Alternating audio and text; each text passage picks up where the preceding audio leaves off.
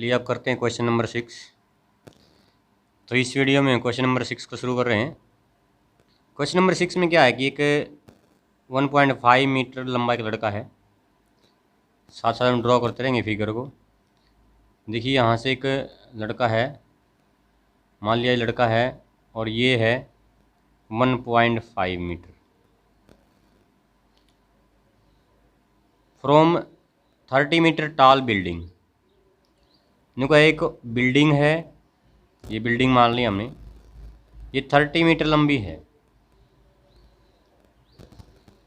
फिर कहते हैं कि the angle of the elevation, यानी कि इस बिल्डिंग से वो कुछ दूरी पर खड़ा है यहाँ। तो ये लड़का है इस बिल्डिंग से कुछ दूरी पर खड़ा है।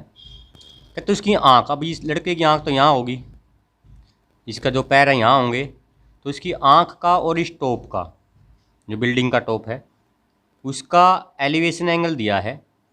एलिवेशन एंगल क्या होता है, डिप्रेशन एंगल क्या होता है, ये हम पिछली वीडियो में बिल्कुल कर चुके हैं। वहाँ से आप अगर किसी ने वो वीडियो नहीं देखी है तो वहाँ से देख लीजिए, आपको एलिवेशन एंगल का पता चल जाएगा।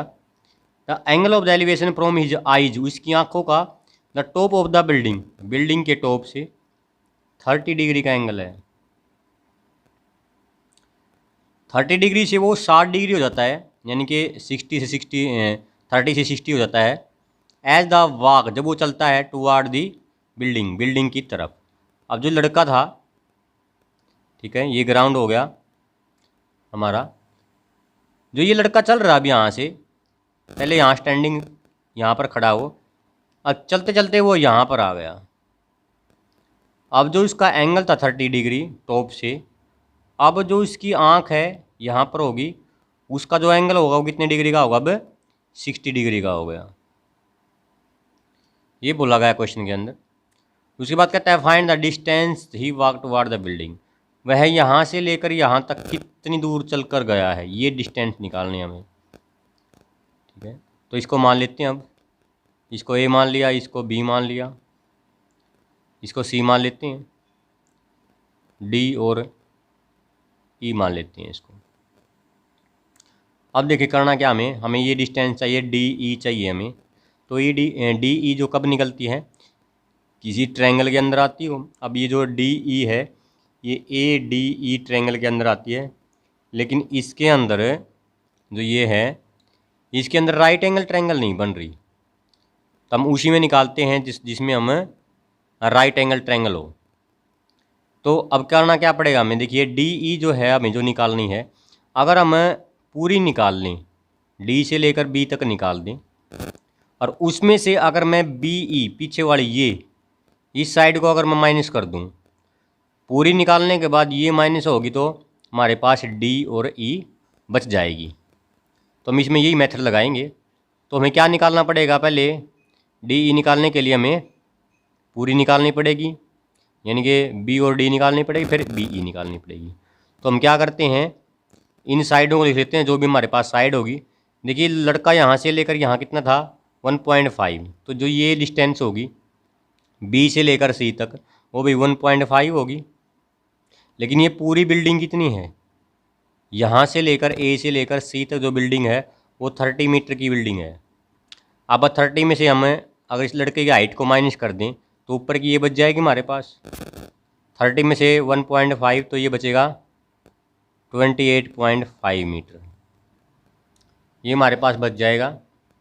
अब क्या करेंगे, देखिए इस ट्रायंगल के अंदर अगर मैं बात करूं, ए बी ई के अंदर मेरे पास ए बी आ गई। अब ए बी है मेरे पास, तो क्या मैं बी ई निकाल सकता हूं, बिल्कुल निकाल सकते हैं। एंगल भी है और एक साइड भी है, तो यहाँ लिखेंगे हम इन,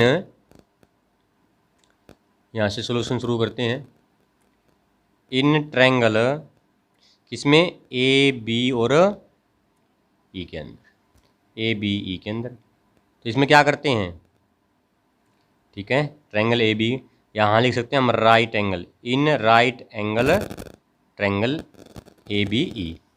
हमारे पास क्या गिवन है, ए बी है, अपॉन में क्या हमारे पास जो निकालना है। ऐसे ही करते हैं, पीछे वाले क्वेश्चन में ऐसे किया हमने, एक जो निकालनी है वो लेते हैं, अपॉन में जो गिवन है वो भी लेते हैं हम। तो यहाँ जो हमारे पास जो गिवन है वो ए बी है, और जो निकालनी है वो बी ई है। तो ये ए बी इस ट्रायंगल के अंदर जो ए बी है वो क्या है हमारे पास परपेंडिकुलर, अपॉन में बी ई हमारे पास क्या है, देखिए इसमें इस ट्रायंगल के अंदर ये परपेंडिकुलर होगा और ये बेस, तो यहाँ से परपेंडिकुलर बेस क्या होता है 10।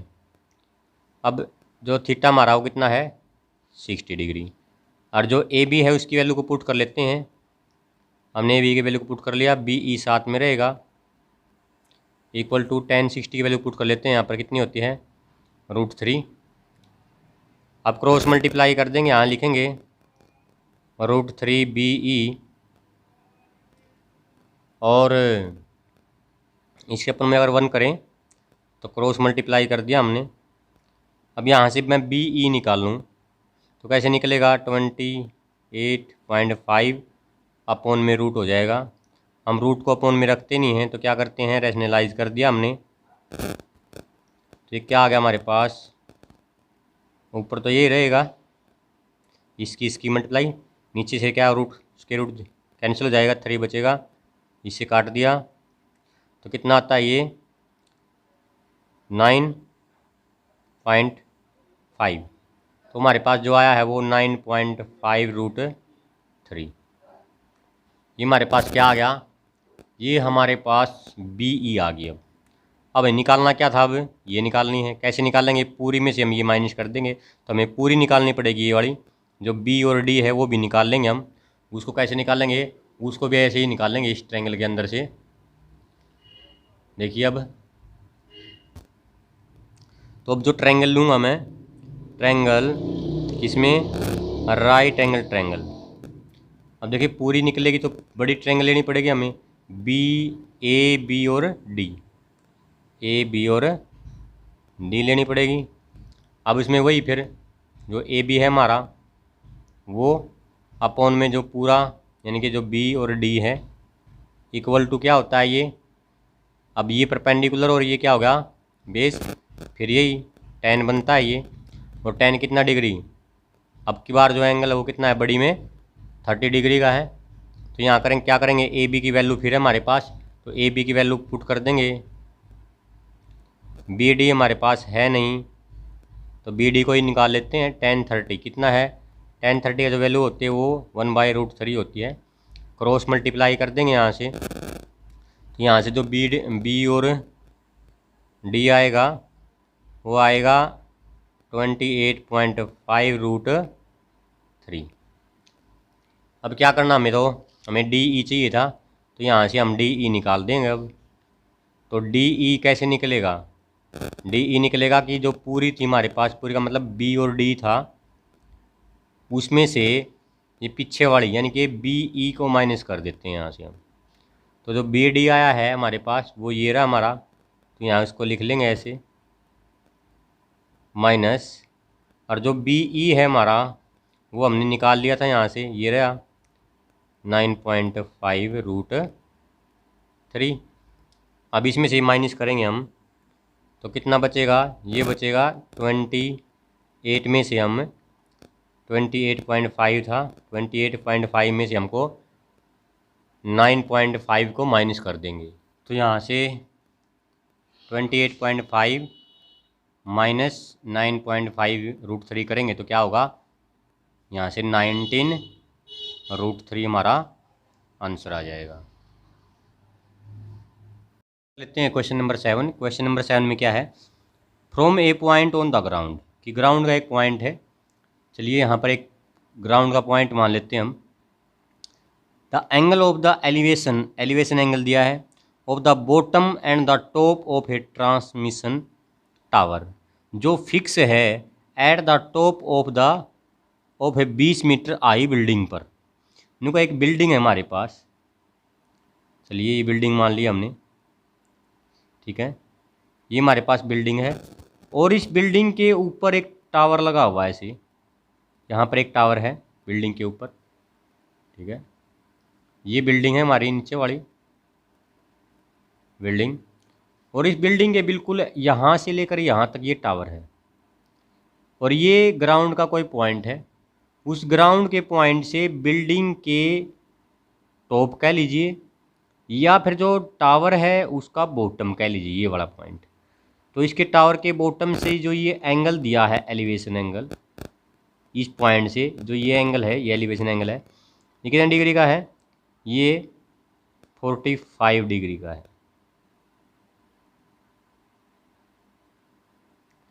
उसके बाद अब कहता क्या है ये, अब इसने कहा कि जो टावर था हमारा वो एक बिल्डिंग पे की टॉप पर है। The top at the top of 20 meter high building. अब जो बिल्डिंग की हाइट है वो कितनी है? ये वाली बिल्डिंग की हाइट कितनी है? 20 मीटर है।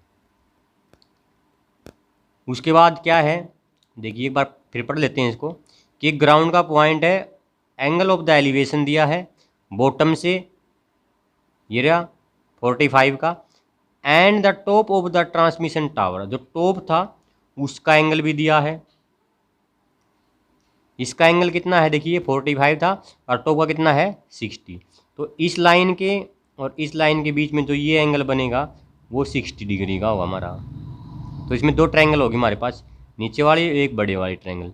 बड़े वाली ट्रायंगल का जो थीटा हो गया हमारे पास 60 डिग्री का हो गया, छोटे वाली ट्रायंगल का जो थीटा होगा कितना होगा? 45 का। अब इसमें हम कुछ भी नाम रख सकते हैं, उससे पहले हम देख लेते हैं कि हमें क्या करना है इस क्वेश्चन के अंदर। देखिए यहाँ से find the height of the tower, हमें टावर की हाइट निकालनी। अब टावर कौन सा है? ये वाला, जो मैं इसको करूँगा अब ए बी, इसको सी मान लेते हैं, और ये क्या हो गया हमारे पास? Point D. तो हमें बी यानी कि ए बी की हाइट निकालनी है। यहाँ से इस ए बी की हाइट निकालनी है। तो अब ये कोई ट्रायंगल नहीं बन रही, देखिए ये वाली, ये कोई राइट एंगल ट्रायंगल नहीं बनी, तो इसमें हम ए बी को निकाल नहीं सकते।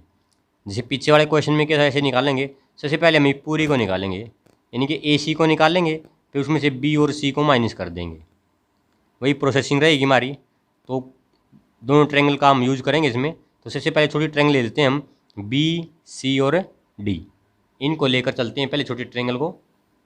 तो यहाँ लिखेंगे हम, इन ट्रायंगल कौन सी है? बी, यानी कि in right angle triangle B C D, B C D के अंदर करेंगे हम। अब देखिए बी सी डी के अंदर क्या है, एक साइड बोल देते हैं जो गिवन होती है और एक हमें निकालनी होती है। तो हमारे पास क्या है, ये देखिए इस ट्रायंगल में अगर मैं, ये हमारे पास गिवन है, तो मैं इस डी सी को निकाल लेता हूँ। मैं डी सी को क्यों निकालूंगा? क्योंकि जब हम बड़ी ट्रायंगल लेंगे, ए सी डी लेंगे हम, उस ए सी डी के अंदर ना हमारे पास पूरी ए सी है, ना हमारे पास ए डी है, और ना हमारे पास सी डी है। छोटी ट्रायंगल की हेल्प से हम सी डी या डी सी को निकाल लेंगे, उससे हम बड़ी ट्रायंगल से ए सी को निकाल लेंगे। फिर ऐसे ही करेंगे, हम डी सी को निकालेंगे पहले, इसको लेकर यहाँ से बी और सी लेंगे हम, और अपॉन में क्या ले लेंगे? D C. अब ये हमारे पास परपेंडिकुलर है और ये हमारे पास बेस है, और परपेंडिकुलर अपॉन बेस क्या होता है? tan होता है। और एंगल कितना है छोटी ट्रायंगल का? 45 डिग्री का।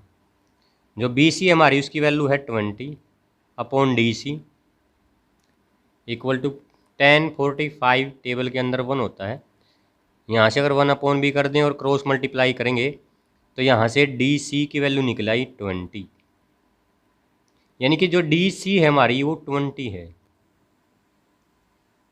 अब हम क्या करेंगे, अब हम पूरी ए सी और निकाल लेंगे, उस ए सी के अंदर बी सी को माइनस कर देंगे। अब लेंगे इन ट्रायंगल ए डी सी, पूरी को लेते हैं हम यहाँ से, ठीक है। यानी कि इन राइट एंगल लिख लेना अब यहाँ पे, in right angle triangle A D C. इसमें वही करेंगे, हम ए सी को निकाल लेंगे। गिवन क्या हमारे पास? डी सी, क्योंकि हमने डी सी की वैल्यू को निकाल लिया है। ये भी क्या हुआ हमारे पास? tan, अब की बार 60 डिग्री हो गया, क्योंकि ये परपेंडिकुलर था और ये बेस था हमारा। परपेंडिकुलर अपॉन बेस क्या होता है? tan 60 degree. ए सी की वैल्यू हमारे पास है नहीं अभी पूरी की पूरी, डी सी की वैल्यू हमने निकाल ली है रही, तो यहाँ से डी सी की वैल्यू को पुट कर देते हैं, और ये होगा tan 60 डिग्री। tan 60 डिग्री जो वैल्यू होती है टेबल के अंदर वो होती है √3। यहाँ से अगर इस 20 को इस साइड लेके जाऊँगा मैं, तो यहाँ से ए सी की वैल्यू आ जाएगी 20√3। अब हम क्या करेंगे, हमें तो चाहिए था ए बी, तो ए बी कैसे निकलेगा, इस पूरे के अंदर, यानी जब हम ए बी को निकाल रहे हैं तो हम क्या करेंगे, पूरे मतलब जो ए सी हमारा, उसके अंदर से हम नीचे वाली को यानी कि इस बी सी को माइनस कर देंगे। जो हमारे पास ए सी आई है वो आई है 20√3 माइनस बी सी की वैल्यू हमारे पास गिवन पहले ही है 20। इन दोनों में से हम, ये माइनस तो होगा नहीं इसमें से, दोनों में से हम 20 को कॉमन निकाल देंगे। 20 कॉमन निकलने के बाद हमारे पास क्या बचेगा, √3 इधर से माइनस का 1। ये हमारे पास क्या आ गया, आंसर आ गया।